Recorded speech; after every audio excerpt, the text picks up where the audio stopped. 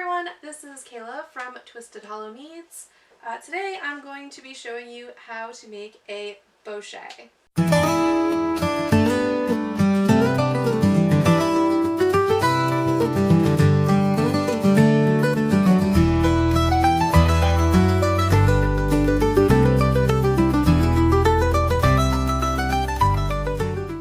Now I'm going to be doing a series on mead making. It's going to be a mead a week for the next year, or at least I'm going to try to. We'll see how this actually goes. But today we're going to be making a Bochet. Let's talk about what a mead is. So a mead is a honey wine. I have a couple, I'm not sure if you can pick them up on the camera back here. This here is a mead that I created recently. This is a mulled wildflower mead. But today we're going to be making what's called a Bochet. Now a Bochet is a mead that is made with caramelized honey. So what does that look like? Well, that means that we have to take our honey and put it in a pot to caramelize it. We need it to be a nice, rich, dark brown color. So we need to caramelize our honey. And to do that, we need to put it into a pot on the stove and let it boil for quite a while, usually between an hour to 2 hours. And that is going to impart a lot of flavor into our mead. So your mead is going to be very dependent on the honey that you're using. You can use, a wildflower. I've used buckwheat honey. I have used orange blossom honey. I'll be trying out some macadamia nut honey and some tropical blossom honey later on in the year.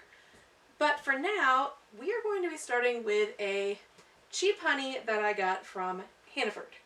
This is pure honey. It is starting to crystallize. I know that this is a real honey then. But this is just a random honey. I don't know exactly what's in it. I have used this before. It comes out with a decent mead. But it's not going to be something like the New Hampshire wildflower honey that I usually use. This has a lot of wildflower flavor to it. You really pick up those floral notes when it creates the mead. But this kind of just tastes like a generic honey. So I'm curious to see how this goes. I'm fairly certain this is just a blend of different wildflowers. I don't really get any major citrus notes or like a cranberry or blueberry or anything like that from it. It's mainly just a floral note. So we'll see how this goes.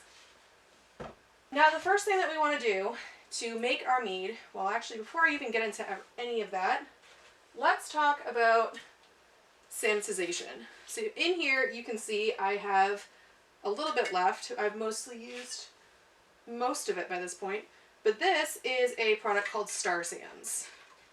And this you want to use to sanitize everything. If it comes in contact with your mead, if it comes in contact with your must, your honey, anything, sanitize it. So everything that I'll be using today has been sanitized with the Star Sands solution. So, including this pot. So the very first thing that we want to do here is measure out. This is a 3-pound bottle. We will be using all of this, but we want to measure out 1.5 pounds of our honey. Now the first thing that we want to do is measure out our honey into our pot. This is 3 pounds of our honey. We are going to measure out half of this. Now we will be using all 3 pounds, but we don't want to caramelize all of our honey because when you caramelize, you end up with a lot more non-fermentable sugars than you do fermentable sugars. So what we're going to be doing instead is halving this. We'll be caramelizing the 1/2 and then adding the rest of the non-caramelized in so that our yeast has a little bit extra to turn into its alcohol and ferment. So to do this, I have my pot on a kitchen scale. We have tared out the scale, and I'm going to set this to grams just because I prefer to do everything in grams. We know that 3 pounds is about 1360 grams. So I'm going to be doing 680 grams in the pot here. So making sure that my scale is perfectly tared out, everything should say 0. Opening up the honey if I can. My goodness. All right. Yeah, this is definitely a wildflower honey. Definitely it's almost like just a blended generic wildflower. So we'll see how this does, but we're going to measure out 680 grams.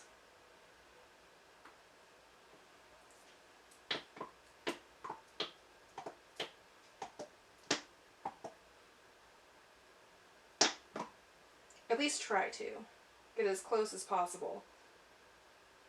All right, 625.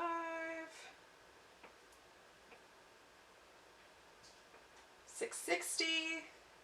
Come on. 670. Oh my goodness. All right. Oh, I'm 1 gram off. Come on.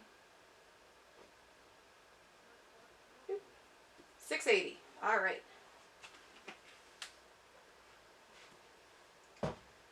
Now, you may be wondering why I'm using this size pot, and that is because when the honey, as you can see in here, all that honey, it's coating the bottom, but as honey is caramelizing, it produces a lot of bubbling, and it does go quite high.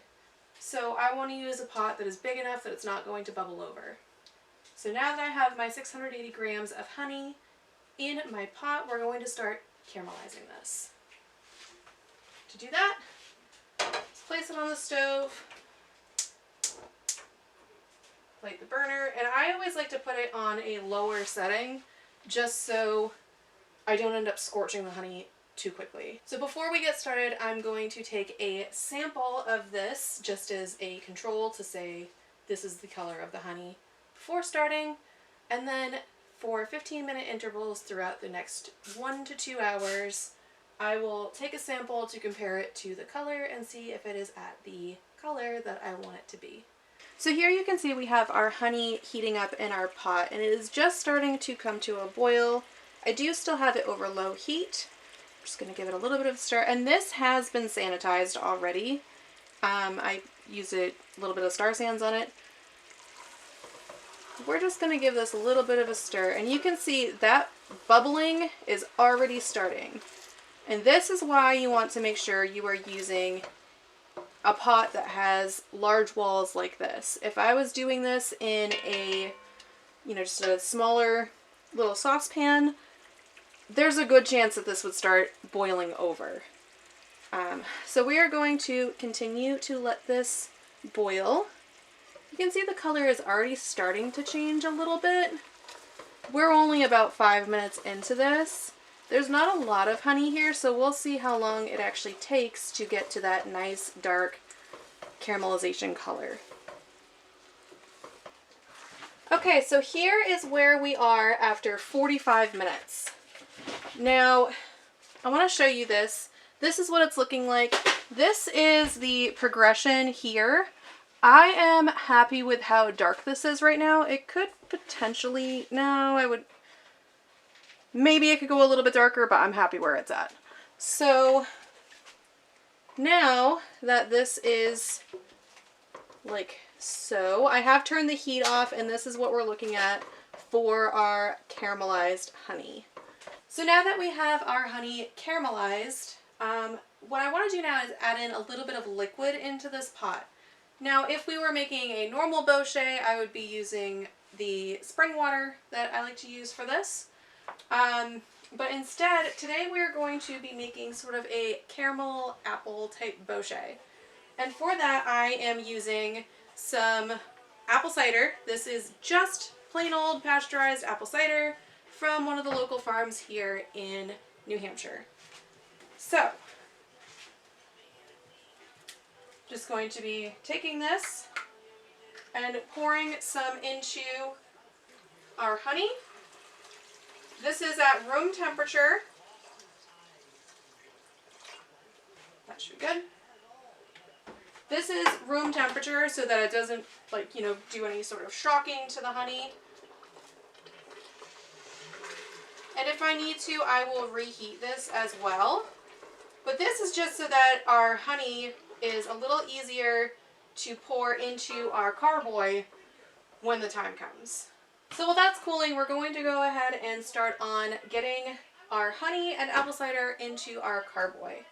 Now I have dumped out the rest of the Star Sands from this carboy. There's a tiny bit left. Now, you'll see there's still a lot of bubbles in here. That's totally okay. That's one of the great things about Star Sands sanitizer, is it's safe to use even with the bubbles.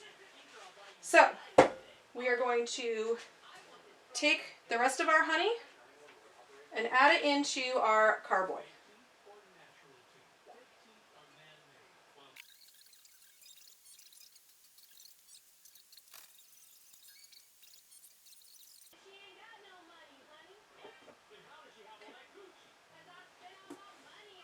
Alright, now we've got most of it, but you can see that there is still quite a bit of honey left inside of the container.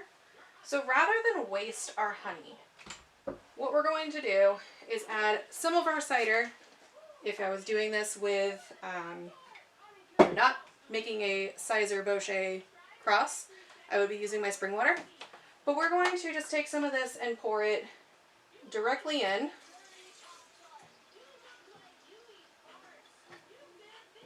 About yay much.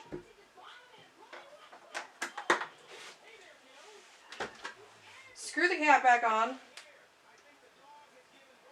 And make sure, if this is a flip top cap, you have your finger firmly pressed over so you don't get a mess everywhere. Don't ask me how I know. We're going to take this and we're going to just shake it really vigorously. So,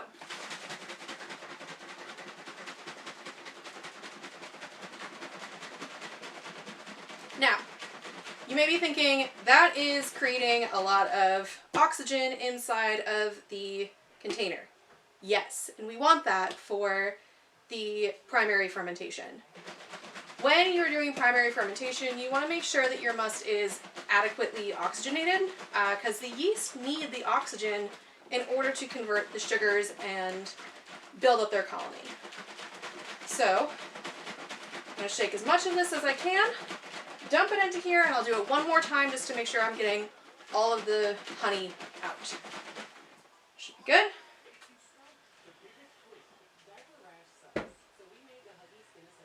Now, if I had a funnel, this would be a lot easier. I don't have a funnel right now.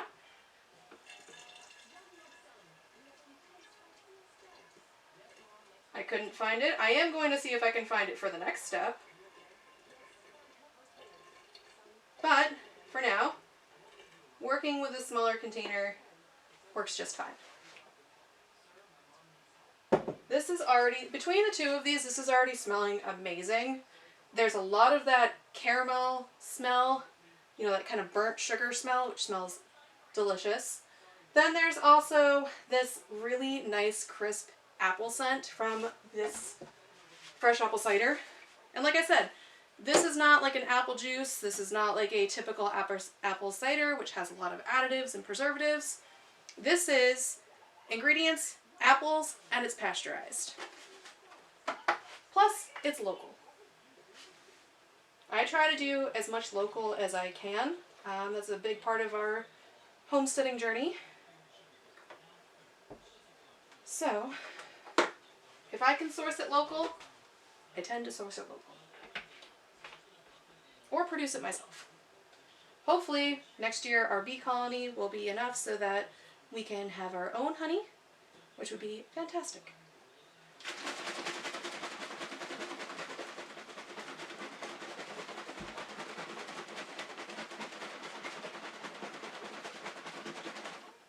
All right.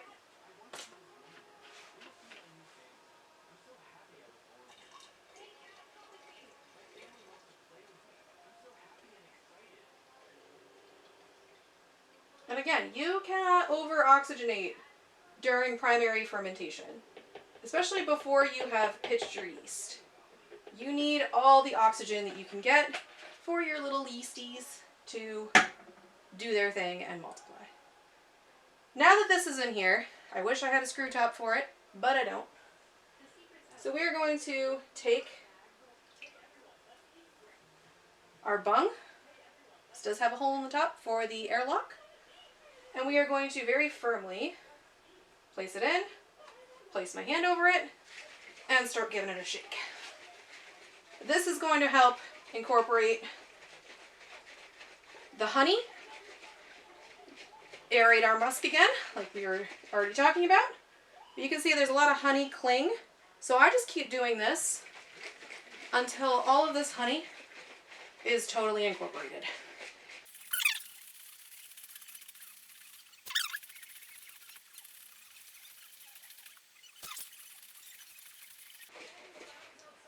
All right. That looks pretty good. Now, remove our bung. Just going to rinse it off and put it back into the Star Sands. Rinse it, and it's going back in the Star Sands because it came in contact with water. You know. Now we're going to add, let's see, is this cold enough? This is cooled quite a bit. Before I add any more of our apple cider to here, I want to make sure that this has been incorporated as well. So now I'm going to add the caramelized honey / apple cider into here. And before I do that, I'm going to see if I can track down this funnel because it's going to be needed. Alright, so as you can see, I have found the funnel. And before I do anything else, this has been properly sanitized as well. We have a little bit more of our Star Sand solution here. This has been dipped in and, you know, messed around with to coat every inch of it. Why am I harping on sanitization? That is because proper sanitization is so crucial when you are home brewing. You don't want to end up with any unwanted bacteria, unwanted yeast, anything like that. No little buggies in your must, in your brew, anything like that. You want to take as many precautions as you possibly can to keep it from spoiling. So, making sure that you properly sanitize everything. Like I said, Star Sands is a fantastic solution for sanitizing. So,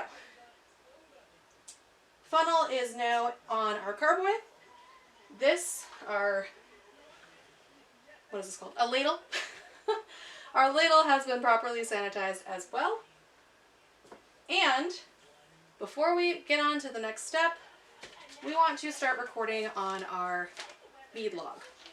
So now I go through, I print these off, found them on a website, can't remember what website, but I found them a while ago. I printed off like 100 of them, and I created a book with all of my brew logs in it. So every time I make a new brew, I fill one of these out for it. And now I want to list out all the ingredients that I have put so far. So that is caramelized honey, wildflower honey, and I'll make a notation of Hannaford wildflower honey, and apple cider. Now with all of this logged so that I don't end up forgetting anything, because I'm a very forgetful person, we're going to move on to the next step. Actually, let me move this over here in case I make a mess. We're going to move on to the next step, which is adding our caramelized honey / apple cider into our must. And just very carefully start adding it in.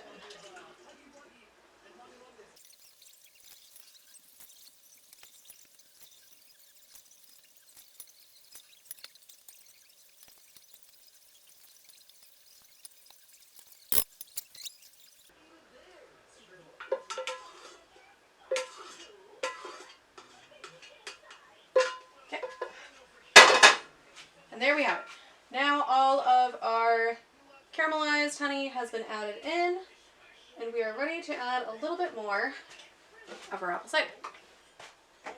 When I do this, we want to fill it up to about the 1 gallon mark. Now on here, these have this on here. I usually try to fill it up to just a little bit above that. That's just what I like to do.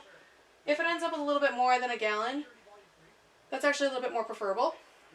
You don't want to get it to the point where it's starting to back up into the neck though, because you need space for fermentation. And again, that oxygen.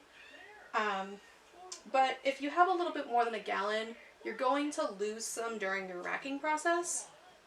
So that's why I like to have a little bit more.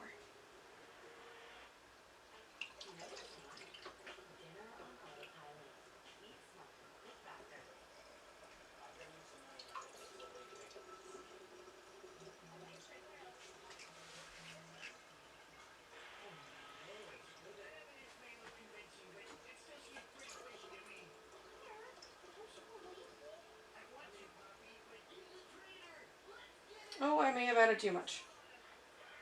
Oh. Nope. So like I said, just a little bit above where it says the 1 gallon here. And that's where I like to add to. You can see we have not added an entire gallon. But that is okay. You can probably use that for something else later. Pro tips. So, all we're going to do is, actually, let me switch this up first. Give it another good swish. Remember, put your hand over the bung, yada yada. Give it another really good swish to make sure everything is totally incorporated. By the way, I love the color of this. It looks almost like a really deep chocolate stout. It's really pretty. Alright. That is good. Before we do anything else, I want to get a starting temperature of our must. To do that, I am using a digital thermometer. Just gonna re-dip it into the star sands a little bit. This was sanitized the whole thing before, just a precautionary measure. We are done with this. So, in the sink it goes. And now we want to get a temperature reading on our must. This is totally okay to start using. We are at, actually, despite this being boiled not too long ago, we are at 78 degrees, which is right about room temperature. Actually, a little warmer than room temperature. So, make a note of that. Temperature of our starting must is, must temp at pitching is 78 degrees. Now, let's talk about yeast. Today I'm using Red Star's Premier Cote de Blanc. And why am I using this one? Well, one, I got this as a free sample. I want to see how it does. And I've read from forums and things like that that this yeast does a pretty good job of capturing some of those crisper apple notes. So that's something that I really want to pull forward in this Bochet. So that's why I'm choosing this one. A couple other yeasts that I've used in the past, things like 71B, aka the Beast. I've also used EC1118 quite a bit, and RC212 is one of my favorites when I'm making anything that has red tones to it, such as this here, which is my Valhalla mead. This was made with RC212 because it's a red wine yeast that is really good at pulling out the red color. So when you're choosing your yeast, you really want to keep in mind, what do you want your yeast to contribute to your brew? So since this does a pretty good job of pulling out apple notes, as I've heard, I decided let's try to use it. Now we're not using this entire packet. This is enough to do a 5-gallon batch. For 1 gallons like this, I use half a packet. That way I can actually get 2 batches out of this. So,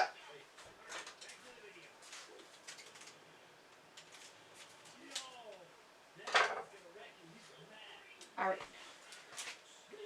Now with our yeast packet open, oh, before I do this, let's take a gravity reading. So, this is my glass graduated cylinder with a hydrometer. This is used for calculating your specific gravity. If you want to know your ABV, how much of your sugar content has been consumed during your brew, if you want to know if your brew is actually finished other than just trying to rely on bubbles, which is very inaccurate, you want to be making sure that you take hydrometer readings. So this has star sand solution in it. I'm just going to quickly dump it out and get ready for the next step, which is our gravity reading.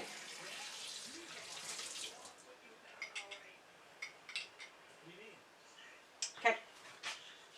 So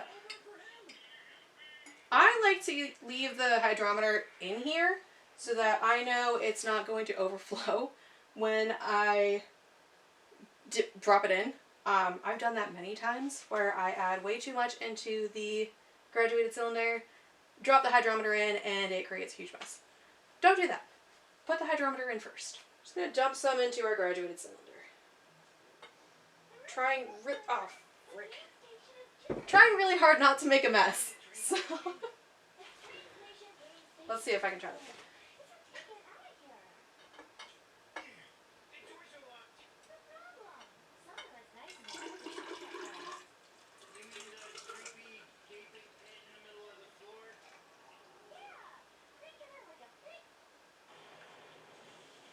Cool. How does the hydrometer work? Well, as you can see, it floats. Now these measurements here are going to tell you what your sugar content, what your specific gravity is for your must. So right now, we are sitting at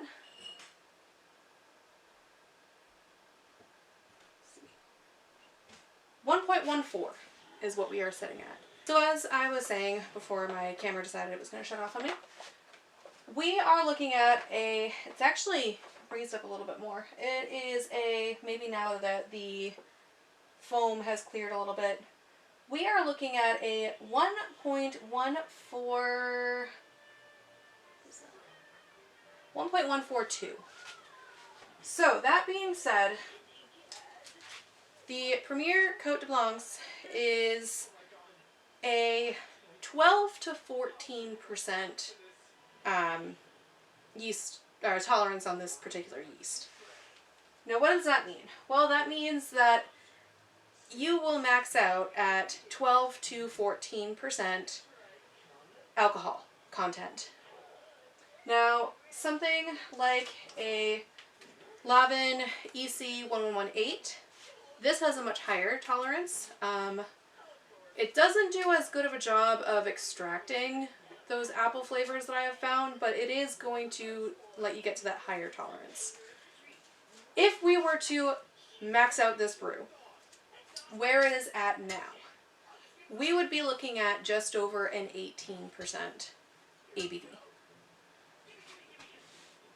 So that would be way higher than this one should be able to tolerate. Now, it is true that yeasts don't always do their tolerance things. Sometimes they can be well above, sometimes they can be well below. It really just depends on your musts and a whole bunch of other factors. Now, another thing that we want to keep in mind here is that caramelization process is going to create a lot of non-fermentable sugars. And that's why we use the 3 pounds with the additional honey added into it. Now, the extra sugar content is likely coming from the apple cider. Had I just used water in this, it would be a much lower sugar content, but the apple cider is also going to add its own sugars in. I was accounting for that, however, I wasn't accounting for it to be that much. So, that being said, what I think I'm going to do, instead of using the Premier, I want to save this for something with more of a crisper, cleaner type of feel. And because I actually do kind of like the idea of having a little bit stronger ABV on this one, I'm going to switch to the EC1118. Now, if I had 71B, I'd probably use that. I don't have 71B right now. I am out of it. So, 1 1/8 it is. I have a lot of this one because I don't use it as much. It doesn't do as good of a job extracting flavor as I would like. So,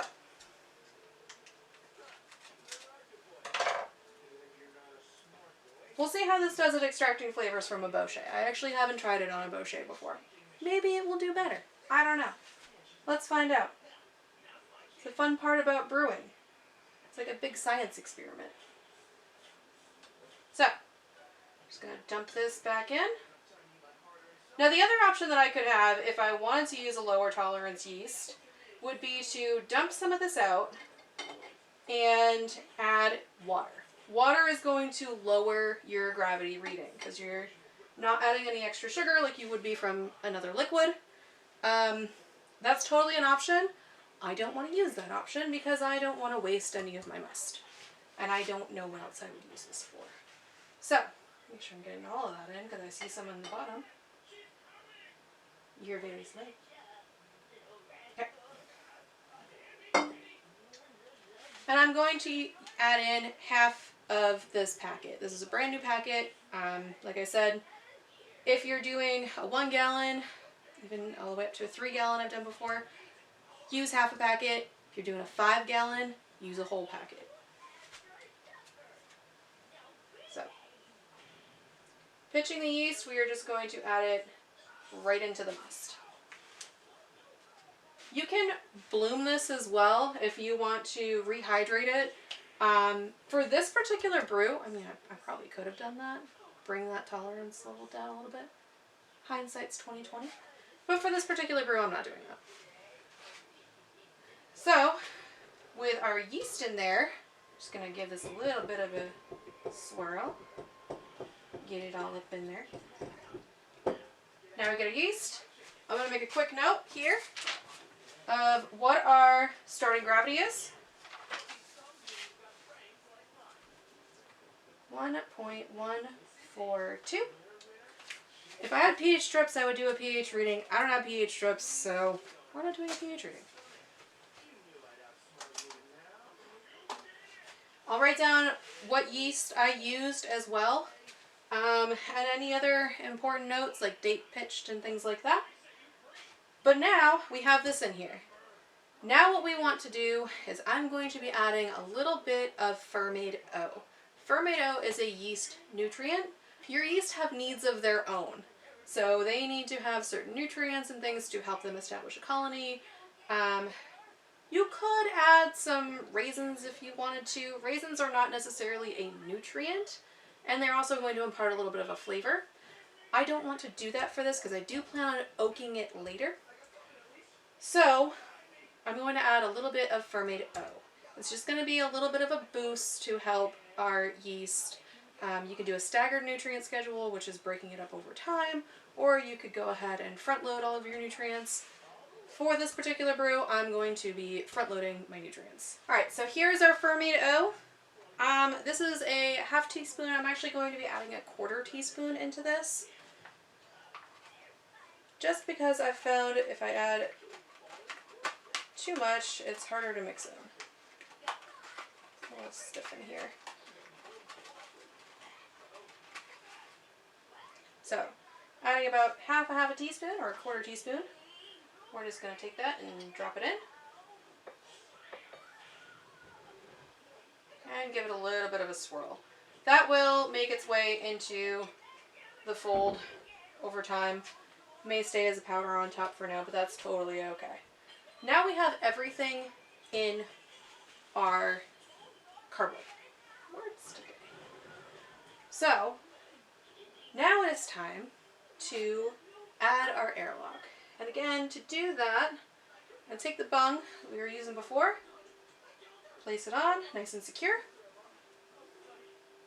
And we're going to add our airlock. What is an airlock? Well, an airlock is this thing here. You can see it is filled with some of our star sands. It's a little too much star sands. There we go. It is filled with our star sands. And this is going to create kind of an airlocking bubbler so that gases can escape during the fermentation, but Nothing can get in. No little fruit flies or anything like that can get in. And we are limiting the amount of oxygen in here. That's going to be more important later on. During the early stages, you do want to have that oxygen added in. Now, why am I using star sands for this and not something like just plain old water or even rubbing alcohol? Well, that's because of negative pressure. So, especially with the alcohol. With negative pressure, as you can see, hopefully you can see, right now it is kind of moving this up. So it's kind of moving from here and moving it up. I have a little bit too much in here, but that's okay. Moving in here and moving it up. All the gas is building up through here, pushing this up. With negative pressure, what happens is this starts getting sucked back into here. And if you have rubbing alcohol in your airlock, you could potentially end up with rubbing alcohol in your mead. And you just completely ruined your mead. So don't do that. Adding a little bit of star sands is totally fine. The reason I don't use water is because microbes and things like that get into the water. Just because water does that naturally.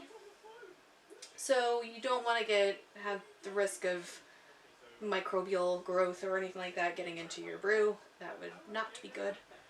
And then the other thing you could use is something just like a high proof alcohol. So something like a vodka or a rum, something like that I've seen done. That's fine too. It's just easier for me to use the star sands because I have a whole bowl of it right here. So this is now ready to go. I'm going to wipe down the sides of it just to clean everything off. And then I'm going to get a label on it and get it up on my brew shelf. Alright, so now we have our beautiful Bochet here. We have our label. I'm going to add our label. And this is going to go up onto the shelf so that it can start the fermentation process. Here you can see my shelf of beautiful brews, and there is our caramel apple Bochet.